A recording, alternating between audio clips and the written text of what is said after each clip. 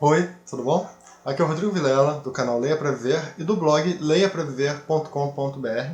E hoje vou falar para vocês sobre a Coreia do Norte e também sobre dois livros que são muito interessantes para você, talvez, ter uma pequena introdução sobre esse país, né? Bom, basicamente, os dois livros que eu escolhi e que eu li tem pouco tempo. O primeiro é o Fuga do Campo 14, do Blaine Harden, e o segundo é o Nada a Invejar, da Barbara Demick. Bom, antes de qualquer coisa, se você não tem ideia do que é a Coreia do Norte, você não sabe absolutamente nada desse país, eu vou tentar dar uma pequena introdução aqui para você, explicando algumas características desse país e tal, só para você ter uma noção do que eu pretendo falar através desse vídeo e através basicamente desses dois livros. Bom, a Coreia do Norte ela é um pequeno país, fica no leste asiático. Ela faz fronteira com a Coreia do Sul e também com a China, e também fica bem próximo do Japão. É um país extremamente interessante se você for parar para procurar sobre ele, porque é como se ele tivesse de alguma maneira parado no tempo. Ela vive um regime de ditadura e uma espécie de ditadura meio que hereditária, que passa de pai para filho. O sistema de governo dela, se eu não me engano eles chamam de Juche ou Juche, não sei como é que é a pronúncia disso, mas que é um sistema próprio em que tem um tipo de culto à personalidade de quem está na liderança, né? Esse governo ele tem um culto à personalidade, ele tem uma censura brutal, né? Ele não permite que as pessoas tenham acesso a informações que vêm de fora, né? É um país extremamente fechado. Isso faz com que ele tenha seja um país cheio de particularidades. Bom, eu vou começar pelo Nada a Invejar, da Bárbara, que eu mostrei antes, né? Da Bárbara Demick. Bom, Nada a Invejar, Vidas Comuns na Coreia do Norte. Esse livro ele é extremamente interessante e extremamente enriquecedor se você estiver procurando alguma coisa sobre a Coreia do Norte, sobre o dia a dia da Coreia do Norte, que era justamente o que eu estava procurando, né? O que ela faz nesse livro? Ela se preocupa em pegar depoimentos de pessoas que fugiram da Coreia do Norte e que de alguma maneira chegaram na Coreia do Sul, que é onde ela estava na época das entrevistas que ela faz nesse livro. Ela começa a ver como essas pessoas fugiram, ela começa a tentar identificar o dia a dia delas e o porquê delas terem resolvido sair daquela condição que elas estavam vivendo. Existe uma tendência, uma coisa que acontece aqui na Coreia do Norte, que ela fala muito aqui, que é uma espécie de penalidade por geração, né? Se você teve, ou seus familiares, basicamente os seus familiares, tiveram, na história deles, na biografia deles, algum momento que fosse, digamos assim, não fosse digno do que é ser norte-coreano, do padrão ideal norte-coreano, tanto essa pessoa, se ela ainda estivesse viva, ela seria punida de alguma maneira, seja com dificuldades, ela não ia ter acesso às mesmas coisas que as outras pessoas teriam, que as que não tiveram, que não fizeram em tese, não fizeram nada, teriam. Ou ela seria, inclusive, tem a possibilidade de ser presa também. Se o que ela fez foi grave, ela pode ser presa. E as gerações seguintes, se eu não me engano são 3 gerações, também ficariam presas. O que é justamente o que eu vou falar depois aqui no caso do livro Fuga do Campo 14. Ela trata muito desse assunto e você consegue enxergar bastante através de algumas biografias que tem, se não me engano são 5 ou 4 pessoas que ela trata aqui nesse livro, e você consegue enxergar como o regime lida com cada uma dessas pessoas, né?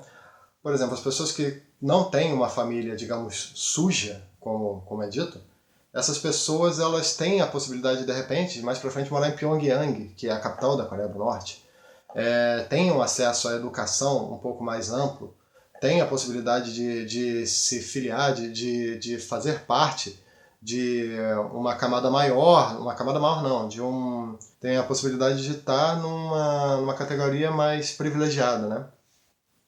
E ela vai falando basicamente dessas pessoas. O interessante é que falar de várias categorias, de várias classes sociais, todas essas que ela fala, mesmo sendo pessoas que algumas tiveram oportunidades, outras tiveram oportunidades bastante reduzidas, todas elas optaram por fugir da Coreia do Sul, da Coreia do Norte, em algum momento. E eu não vou dar spoiler aqui e tal, mas é muito interessante ver como tanto pessoas que nunca sonharam em fugir da Coreia do Norte, mas que às vezes estavam inclusive passando fome, mas nunca sonharam com a possibilidade de fugir da Coreia do Norte, acabaram por algum motivo conseguindo sair de lá. E outros também, outras, né, que no caso uma menina chegou a arquitetar um plano para fugir da Coreia do Norte.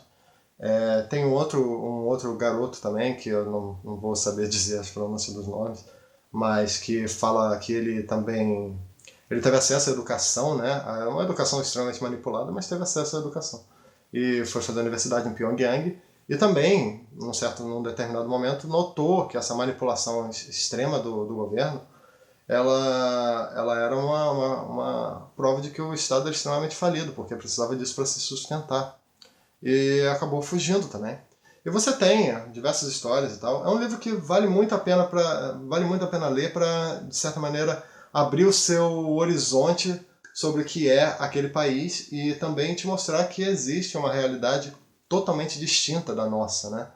Que tem pessoas que estão vivendo de uma maneira completamente inimaginável. E você consegue ver isso através desse livro Nada a Invejar, que tem, por sinal, um nome muito interessante, Nada a Invejar. Realmente, você não tem nada a invejar. Bom, o segundo livro que eu vou falar aqui é O Fogo do Campo 14, do Blaine Harden. É um livro que é um livro bem mais pesado, né? Ele não fala, assim como o da Barbara Demick fala sobre a sociedade e principalmente as mazelas que aquela sociedade norte-coreana passa, o livro do Blaine Harden fala sobre o tratamento do regime, desse governo ditatorial, para os seus presos políticos. E ele fala a história de um garoto chamado, se eu não me engano, Shin. Shin, ele fala a história dele, que é um garoto que vive desde... Ele nasceu num campo, no chamado Campo 14, e viveu lá até os seus 23 anos. Ele não tinha consciência... Se uma pessoa que mora na Coreia do Norte não tem noção... Lógico que existem os que têm, né? Mas a grande maioria não tem noção do que tem fora das fronteiras do país. Esse garoto, Shin, ele estava numa escala ainda menor, na verdade, né? Ele estava dentro de um campo de concentração e ele não tinha ideia do que tinha além do campo de concentração, do campo de trabalho que ele estava. E isso torna a coisa muito interessante, porque ele vivia... aquilo ali era a realidade dele. E a realidade dele era extremamente brutal. Ele tinha basicamente... Ele via, né? Pessoas sendo torturadas, ele via os guardas fazendo todo tipo de crueldade, seja com homem, seja com mulher, seja com idoso, seja com criança. Ele tinha esse tipo de realidade, né? Ele via esse tipo de coisa com frequência. E era também manipulado, havia uma escola dentro do campo de trabalho, havia uma escola que manipulava mais e mais as pessoas nesse culto de personalidade, nessa quase santificação dos líderes, né? E, em certo momento, ele, depois de viver num ambiente totalmente recheado de traições também, porque havia uma certa perseguição entre as pessoas, né? Uma perseguindo a outra para denunciar a outra para conseguir benefícios, né? Inclusive familiares denunciando familiares. E, em certo momento, ele tem contato com uma pessoa que foi presa no Campo 14, mas que já tinha conhecido e tinha uma noção de como era fora das fronteiras, não só do Campo 14, como fora das fronteiras da própria Coreia do Norte.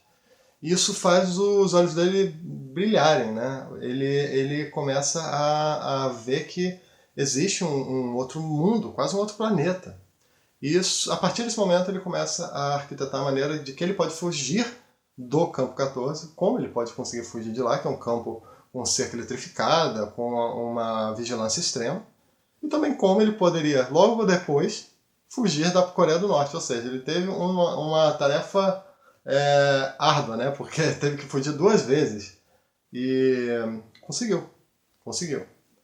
E é um livro muito interessante, mas que é bastante pesado. Ele dá uma noção geral da Coreia do Norte também, que eu acho muito, muito interessante, porque não é todo mundo que sabe. Mas ele fala também, basicamente a biografia dele, seja o período que ele está no campo de trabalho, seja o período que ele fugiu, se não me engano ele foi para a Coreia do Sul, ou para a China e para a Coreia do Sul, e depois foi para os Estados Unidos, onde vive até hoje. Bom, esses são os 2 livros que eu falei hoje, né? São os 2 livros sobre a Coreia do Norte que eu, até o momento, li.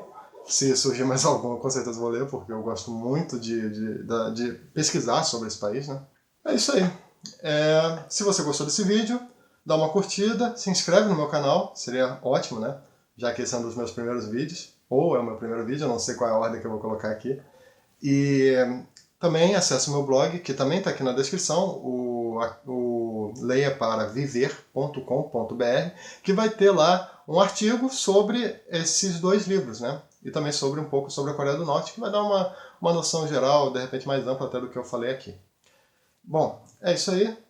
Obrigado pela atenção e até a próxima.